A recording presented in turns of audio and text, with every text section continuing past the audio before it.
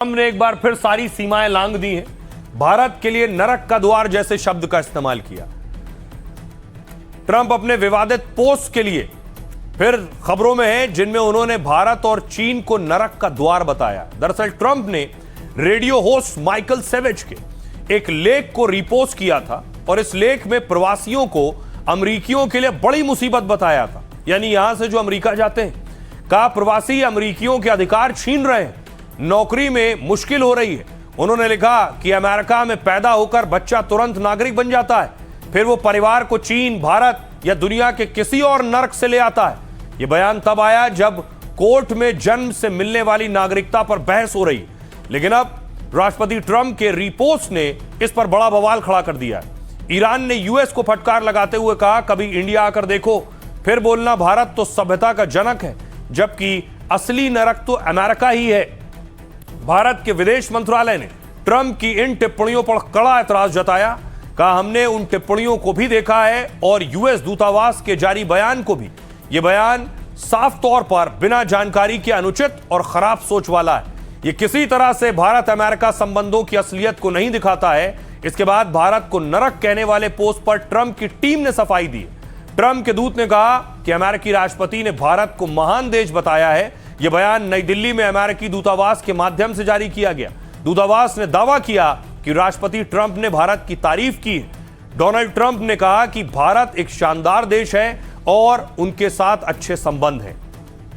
सुनिए जरा विदेश मंत्रालय के प्रवक्ता क्या कह रहे हैं इस पर। हमें कुछ रिपोर्ट मिली है, मैं यहीं पर बात खत्म करता हूं। हमें कुछ रिपोर्ट मिली है, मैं यहीं पर बात खत्म करता हूं। हमें कुछ रिपोर्ट मिली है, मैं यहीं पर बात खत्म करता हूं। हमें कुछ रिपोर्ट तो विदेश मंत्रालय को आप सुन रहे थे, उन्होंने कहा कि हमें इस तरह की कुछ रिपोर्ट्स मिली हैं। जाहिर सी बात है, भारत नहीं चाहेगा किसी भी इस तरह के मसले में उलझना, लेकिन ट्रंप या उनकी सोच जैसे लोगों को भारत की सभ्यता बताना बहुत जरूरी है। तो क्या है भारत की सभ्यता? प्राचीन सभ्यता और संस्कृति। मिस्टर प्राइम मिनिस्टर, जब अमेरिका दुनिया के नक्शे पर नहीं था, उससे हजारों साल पहले भारत में एक सुव्यवस्थित व्यवस्था थी। करीब 8000 साल पुरानी सिंधु घाटी सभ्यता इसकी गवाह है। हजारों साल पुराना है, जबकि अमेरिका 250 साल पहले बना है। शांतिदूत का इतिहास। बुद्ध और गांधी के देश ने हमेशा सत्य, अहिंसा का रास्ता दिखाया है। भारत योग, आयुर्वेद और ध्यान की भूमि है, जहां शांति की बात होती है। इतिहास जानता है कि भारत ने कभी किसी देश पर पहले आक्रमण नहीं किया। आर्थिक महाशक्ति। इतिहास गवाह है कि भारत नर्क नहीं, सोने की चिड़िया था। मेडिसन के आर्थिक आंकड़ों के अनुसार 17वीं शताब्दी तक वैश्विक जीडीपी में भारत की हिस्सेदारी लगभग 25 से 30% थी।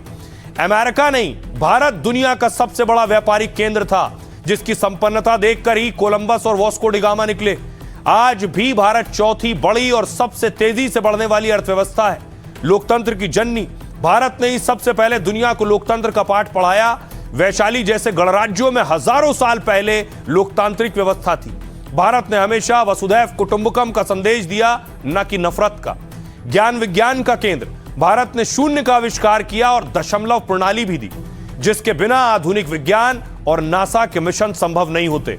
जब दुनिया अशिक्षित थी, तब भारत में तक्षशिला, नालंदा विश्वविद्यालय थे। अमेरिका की रीढ़ भी भारत है। भारत और भारतीय आज अमेरिका और दुनिया की रीढ़ है। अमेरिका के नासा और बड़ी कंपनियों को चलाने वाला दिमाग भारतीय है। अमेरिका में 50 लाख भारतीय हैं जो 28 लाख करोड़ का टैक्स देते हैं। यह है भारत की सभ्यता। सुनिए जरा, प्रधानमंत्री नरेंद्र मोदी ने भी कभी भारत की सभ्यता को बयां किया था। किसी भी राष्ट्र का अस्तित्व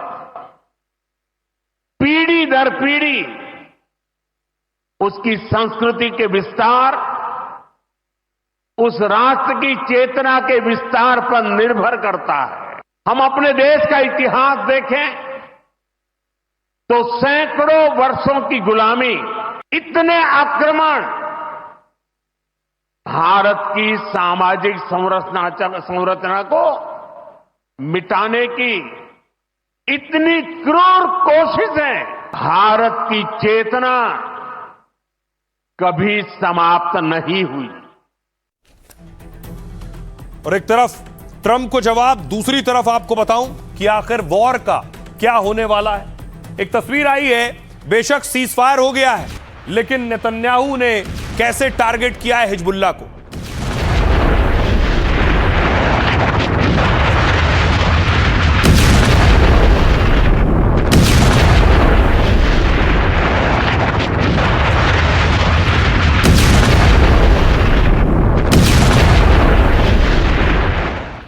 इजराइल का दावा है कि कैसे एम्बुलेंस के अंदर देखिए हिजबुल्लाह ने हथियार रख रखे हैं। इस एम्बुलेंस के अंदर इजराइल का एक जवान घुसता है और दिखाता है कि एम्बुलेंस में देखिए हथियार, ग्रेनेड, रॉकेट्स रखे हैं। האמל"ח היה במגירות שם למעלה. ועוד מטען קלימגור שם.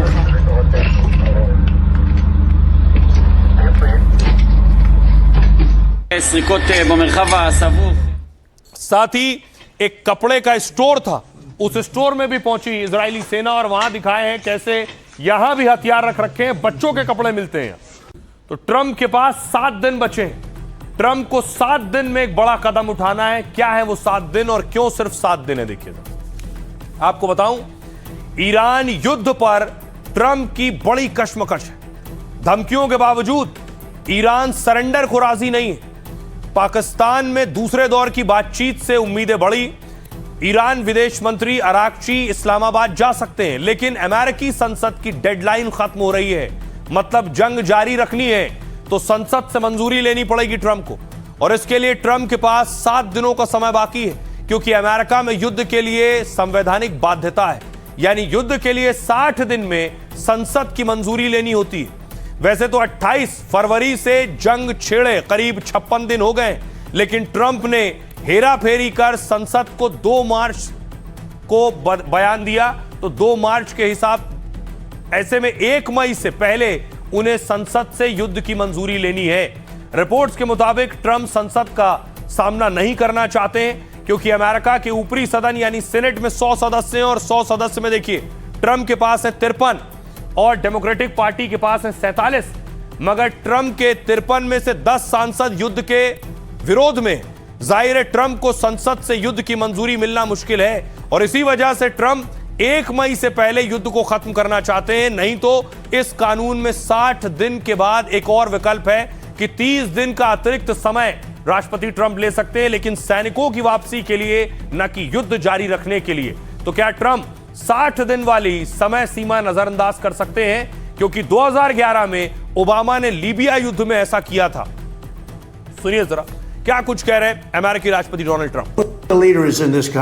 लेबनान और इजराइल के उच्च अधिकारियों के साथ हमारी एक शानदार बैठक हुई। हमें लगता है कि लेबनान के राष्ट्रपति, इजराइल के प्रधानमंत्री अगले कुछ हफ्तों में यहाँ आएंगे। वे 3 हफ्तों के लिए शायद गोलीबारी न करने युद्ध विराम पर सहमत हो गए हैं। देखते हैं क्या होता है। मुझे लगता है कि ये बहुत महत्वपूर्ण शुरुआत है। ईरान में हम जो कर रहे हैं उसके साथ साथ इसे भी सुलझाना बहुत अच्छा होगा।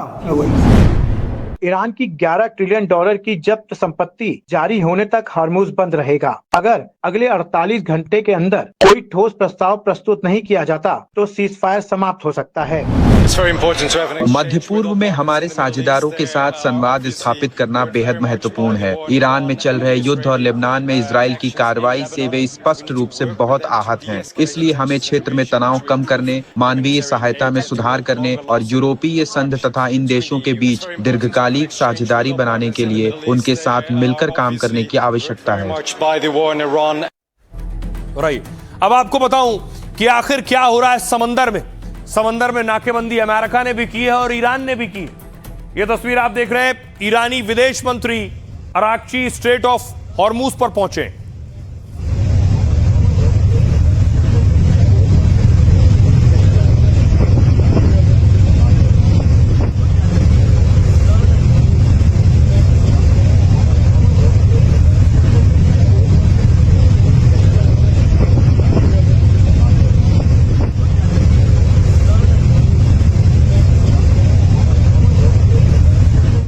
और इस बीच आपको बताऊं कि कुछ रिपोर्ट सामने आई हैं जो ईरान के सुप्रीम लीडर मुश्तबा को लेकर है। क्या कहती है वो रिपोर्ट? ईरानी सुप्रीम लीडर पर अमेरिकी मीडिया ने खुलासा किया है। ईरान के सुप्रीम लीडर मुश्तबा खमनेई जिंदा हैं और होश में हैं, लेकिन मुश्तबा की हालत फिलहाल बहुत खराब बताई जा रही। न्यूयॉर्क टाइम्स के रिपोर्ट के मुताबिक वो गंभीर रूप से घायल हैं। वो मानसिक रूप से एक्टिव हैं, लेकिन शारीरिक चोटें बहुत गंभीर है। दावा है मुश्तबा के एक पैर का 3 बार ऑपरेशन हो चुका है। और अब उन्हें कृत्रिम पैर यानी कि प्रोस्थेटिक की जरूरत है, आर्टिफिशियल पैर की। एक हाथ की भी सर्जरी हुई है और वो धीरे धीरे ठीक हो रहा है। चेहरे और होंठ झुलस गए हैं जिससे बोलने में उन्हें दिक्कत हो रही है और आगे चलकर प्लास्टिक सर्जरी की जरूरत भी पड़ सकती है। इन्हीं चोटों की वजह से सत्ता चलाने का तरीका भी बदल गया है। वो सबके सामने नहीं आ रहे हैं और छिप कर काम कर रहे हैं। ऐसा इसलिए किया ताकि वो कमजोर या सुरक्षित ना दिखें। दावा है मुश्तबा के रोल को धीरे धीरे कम किया जा रहा है। अब ईरान के बड़े जनरल ही मुल्क के फैसले ले रहे हैं। ये जनरल अफसर और नेता भी मुश्तबा से मिलने नहीं आए। डर है कि इजराइल ठिकाने का पता लगाकर हमला कर सकता है, इसलिए मुश्तबा तक संदेश पहुंचाने का तरीका बेहद गोपनीय है। और इसी बीच ईरान की ओर से एकजुट बयान जारी किया गया। कहा, हमारे एक ईश्वर, एक नेता, एक देश और एक रास्ता है। सर्वोच्च नेता के प्रति समर्पण से हम हमलावर को मजबूर कर देंगे। सुनिए जरा डोनाल्ड ट्रंप क्या कह रहे हैं। हमें नहीं पता कि ईरान में नेता कौन है, क्योंकि याद कीजिए सत्ता परिवर्तन हुआ था। खामनेई जा चुका है, वो बेहतर है। अफसरों की तलाश में चला गया है, वो चला गया है और उसकी पूरी टीम चली गई है। फिर दूसरा समूह आया, वो सब चले गए और अब तीसरा समूह है और वे भी अपने जाने को लेकर थोड़े चिंतित हैं। उनके पास बिल्कुल नया नेतृत्व है और वे सत्ता के लिए आपस में बुरी तरह लड़ रहे हैं। तो ट्रंप के दावे हैं उसी तरह जिस तरह ट्रंप ये कह चुके हैं कि वो जंग भी जीत चुके हैं। अब बारी है लाइफ का फंडा की। महानता हजार चीजें करने में नहीं, बल्कि एक ही चीज को हजारों बार करने में, ताकि आप उस काम में इतने माहिर हो जाएं कि दुनिया भी आपका हुनर देखकर हैरान हो जाए। क्रिकेट के भगवान सचिन तेंदुलकर इसकी बड़ी मिसाल है। एक बार सचिन तेंदुलकर ऑस्ट्रेलिया के खिलाफ बैटिंग कर रहे थे, तब ब्रैड हॉग नाम के स्पिनर ने सचिन को क्लीन बोल्ड कर दिया। ब्रैड हॉग को तब ऑस्ट्रेलिया का उभरता शेन वॉर्न कहा जा रहा था। मैच खत्म होने के बाद सचिन को आउट करने वाली तस्वीर लेकर ब्रैड हॉग उनके पास पहुंचे और सचिन का ऑटोग्राफ मांगा। सचिन ने ब्रैड हॉग की तारीफ की, ऑटोग्राफ भी दिया, लेकिन साथ में लिखा, this will never happen again, मतलब दोबारा ऐसा कभी नहीं होगा। यह सचिन का कोई गुरूर नहीं, बल्कि खुद पर भरोसा और कमिटमेंट था। इसके बाद सचिन और ब्रैड हॉग का 20 से ज्यादा बार सामना हुआ। टेस्ट, वनडे, आईपीएल में भी वो सचिन के खिलाफ खेले, लेकिन हॉग सचिन को दोबारा कभी आउट नहीं कर पाए। सोचिए सचिन ने जो लिखा उसे पूरा करने के लिए कितनी प्रैक्टिस की होगी, कैसे ब्रैड हॉग की हर गेंद को खेलने के लिए रणनीति बनाई होगी, खुद को कितना तैयार किया होगा। सचिन की इस कहानी में लाइफ का बड़ा फंडा छिपा है। लगातार अभ्यास आपके अंदर वो विश्वास पैदा करता है जिसके सामने हर मुश्किल चुनौती आसान लगने लगती है। साधारण चीज के लिए साधारण कोशिश की जरूरत होती है, लेकिन अगर टारगेट बड़ा है तो अभ्यास भी कड़ा करना होगा। तो जहां से जो अच्छा हासिल हो उसे अपनाइए, अपनी जिंदगी में उतारिए। अपना और अपनों का बहुत बहुत ख्याल रखिए।